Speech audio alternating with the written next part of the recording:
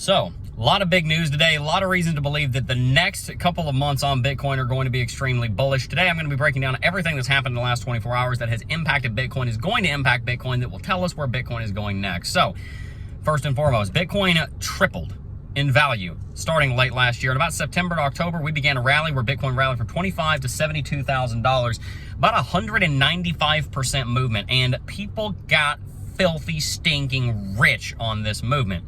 And whenever Bitcoin moves that much, it generally takes at least 4 to 6 months for Bitcoin to correct before Bitcoin is able to go into its next phase of the bull market. See, here's the thing. We have not seen the rest of this bull market. There is so much more to come. How do we know that? Well, Bitcoin has barely even broken above its previous all-time high, and since then we've had a Bitcoin ETF come online, we've got FIT21 passed, we got a presidential candidate that has a decent chance of getting elected, being pro-cryptocurrency. Bitcoin has been correcting. A lot of people are freaked out. Oh my goodness, Bitcoin's down. Bitcoin's down into the 66,000 range. Is this something we should worry about? No, I'm gonna break down all the things that have happened today, where they're gonna lead us next. First things first, we saw a spot ETF go online in Australia this morning. This is a big deal because spot ETFs on Bitcoin lock up supply. Whenever you buy Bitcoin on a spot ETF, there is literally Bitcoin one-to-one backing that Bitcoin that you bought on that securities market being held in custody somewhere. So when the Australians, which they will, begin investing in Bitcoin through this newly approved ETF, when they're investing in that asset, that is going to be taking even more Bitcoin out of circulation. We've also got MicroStrategy coming online soon, bringing about $700 million of investment into Bitcoin and cryptocurrency, which they are going to be purely into Bitcoin, which is going to be investment that they will hold, one-to-one as well. They're going to actually sell. They're going to actually custody that, which means that'll be another few tens of thousands of Bitcoin taken out of circulating supply. On top of that, we just had David Hirsch, the head of the Securities and Exchange Commission's cryptocurrency and cyber unit, step down after 9 years of service. We don't know why he's stepping down. He said that it's been a privilege. I've been proud to work with this unit, but he's stepping down. I personally think part of the reason he's stepping down is because he probably realizes that in the next couple of years, the SEC is going to get their butt handed to him on a silver platter, and he might not want that on his resume, because being head of the cryptocurrency and cyber division means that they are going to have to step back. The SEC is not going to be able to continue pushing forward the way that they have been on cryptocurrency regulation because of things like FIT21, handing more power over to the CFTC, because of President Donald Trump putting a lot of pressure on the Biden administration to start being pro-cryptocurrency, or if he gets elected, just the whole administration being pro-cryptocurrency. That's going to send people like Gary Gensler, David Hirsch, and pretty much everybody else that had anything against Bitcoin, which David Hirsch wasn't a huge, staunch opponent of crypto, but I don't think he actually really liked it all that much. Him stepping down and Gary Gensler getting the boot in the next year are going to mean that the SEC's direction is changing, and I don't know if David Hirsch wants to be a part of that. So that's a big sign. We don't know why he's stepping down, but something of note. Now, as far as the markets are concerned, the S&P 500 is in an exceptionally important moment right now. The S&P 500 has been in this ascending wedge for the last several months, and we actually broke bullish out of the top the top uptrending level of resistance of the ascending wedge.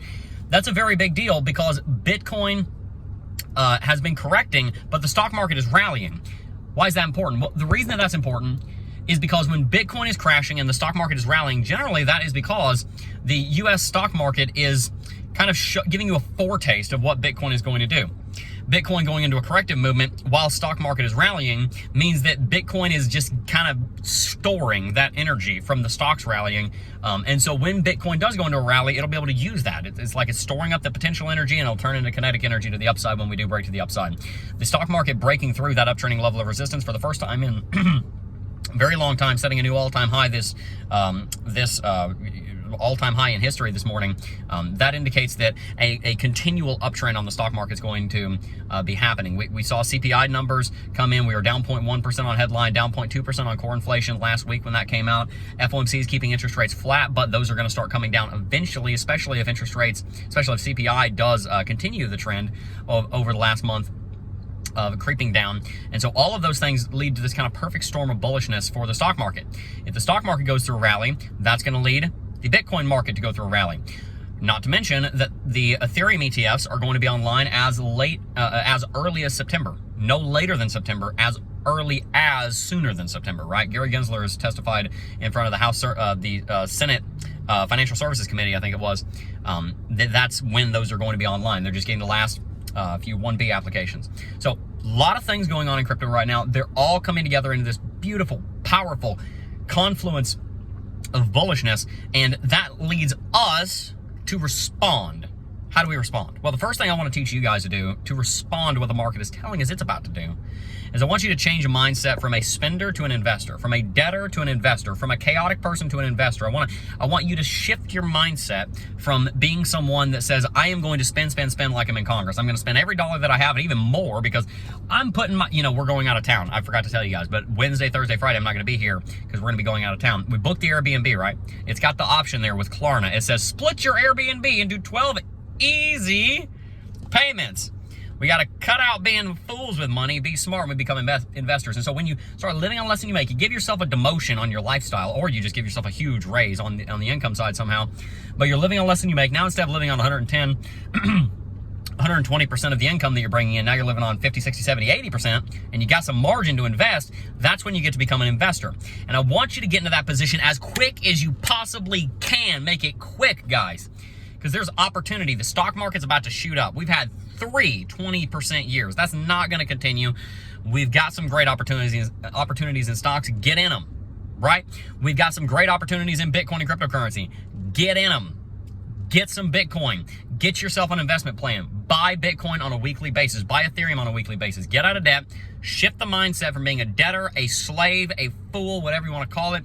Get a budget. Start investing. Hold for the future. So that's your daily dose of cryptocurrency. Bitcoin's got a very powerful future ahead of it. Later on this year, Q3, Q4 is when I believe the bull market is going to kick off.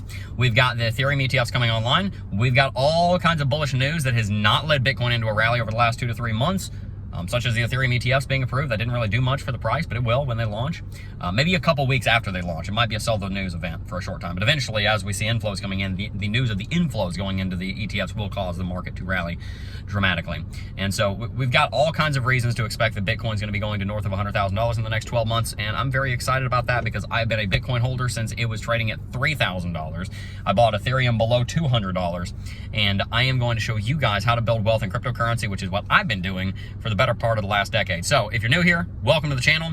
Hit the like button, subscribe to the channel, stay tuned because I'm going to teach you how to be financially sovereign. If you want to build wealth in crypto, then this is the #1 channel on YouTube to do so. Stay tuned for more. Peace.